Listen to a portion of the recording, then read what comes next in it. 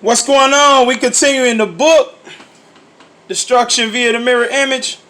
I'm doing pages 4. Who knows? I might go 4 to 8. Who knows? But let me just pick up where I left off. The story starts off at Washington Avionics Center, Maryland, USA. Astronauts from all over the world, including me, were called to a big meeting. We talked amongst ourselves, trying to get to know each other, and it got chaotic at times, but there had to have been hundreds of well-qualified astronauts up in the place. Out of the many astronauts that came to the meeting, only 12 of us were nominated to go on the voyage. Those 12 had to have charisma, attitude, faith, wisdom, and among other things, willpower to achieve the mission. After the big boss came to decision on 12 people, we were all given information on each other.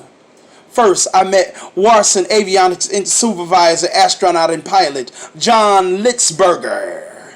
He was a 42-year-old and he had a wife and 3 kids back home in California. Also known as JL, he was around 6 feet tall with an athletic build and a strategic mind. He played games like Clue, Tic-Tac-Toe, and Battleship in his spare time. He made the final cut simply because Washington Avionics Committee knew he had great potential. The big boss liked his charisma and his courage. And as I talked with JL, I thought he seemed like the kind of person who would charge at any obstacle and do whatever it took to be successful.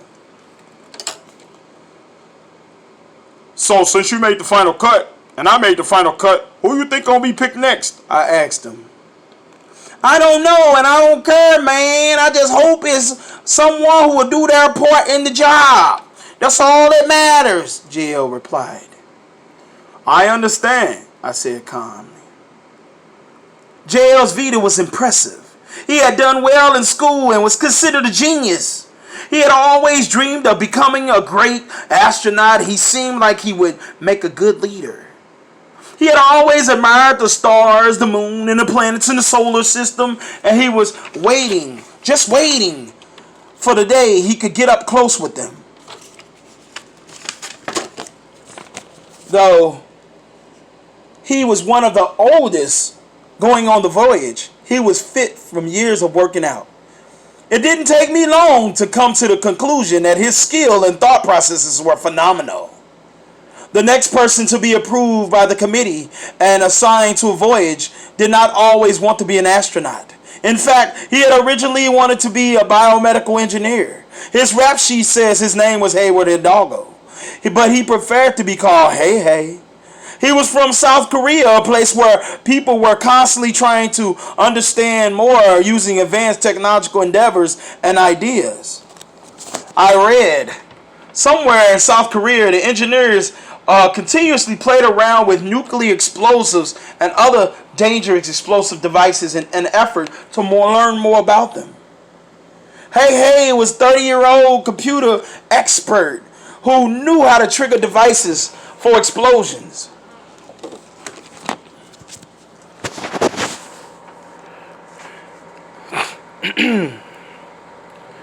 He was around 5'6", a mustache and a goatee, and he was not in the best physical shape. He told me that his wife Pagella had encouraged him to take this opportunity to be successful, and to his 2 children could not wait for him to come he could not wait for him to return back home so they could tell him what he had seen, so he could tell them what he had seen. Even though Hey hadn't wanted to explore the outer space until he was at least 21. He wanted to retire as an astronaut, if possible. Congrats, I told him. Thank you kindly, sir, Hey replied. I take it you made the cut also. Yep. I thought I knew why Hey had been picked for the voyage. He liked robots and computer technology. He could probably tell you anything about computers or computer technology, and he loved helping people. His fascination was with math and science. His confidence in his ideas and concepts were great, and he hadn't been expecting to be picked to go on a voyage out of space either. He thought he had won the lottery though for sure when he got picked. Later, after I had eaten, I ran into Austin Ayoda, a highly intelligent Australian who happened to be the youngest of the 12. To me, he was a babe of the voyage. He was 21 and eager to go on a voyage in outer space. He told me that he was a risk taker and that when he was younger, he enjoyed games of risk and putting himself out there as a sacrifice. He felt he still had much to do and much energy to do with. "You're hungry as long as you feel, Mike," he said. He had the mentality of a kid, always ready to explore something interesting. He was a single man and did not mind getting bit by a bullet. He felt he would have fun and I felt he would be fun to be around, and I was glad he was picked. The next cadet, whom I saw later in the evening, Carlos Lopez, who was a Spanish genius, and unlike Austin, he lived and died to be an astronaut. He told me that he had been built for this job, and he had known the big boss would eventually pick him. At 35, he was a heavy-set, yet fairly short, but good-looking enough to attract very beautiful women. He carried himself like he could do big things and wasted no time telling me about some of the things he already done. He had completed numerous internships and acquired many honors, yet he was hungry for more out of life. "Life is about hard work and hustling. You gotta get where you want to be," he said repetitively. He had a wife, though, kids, and a pit bull dog named Chase back home. Although Carlos was far from the most humble person I had ever met, I sensed that he had always been a hard worker and a caring provider for people. He reminded me of my French boss, Paria Ponga, who I came to admire and love. She was a foxy lady for a boss, 5'8", and sexy with a nice figure. She was a 40-year-old diva who had it going on.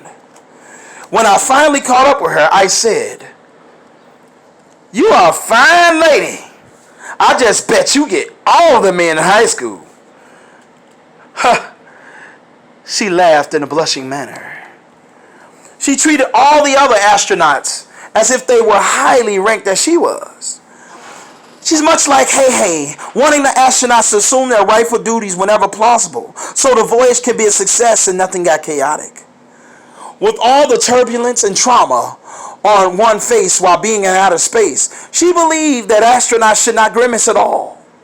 All smiles, no cries was her mentality. She was the best boss I ever had in my life.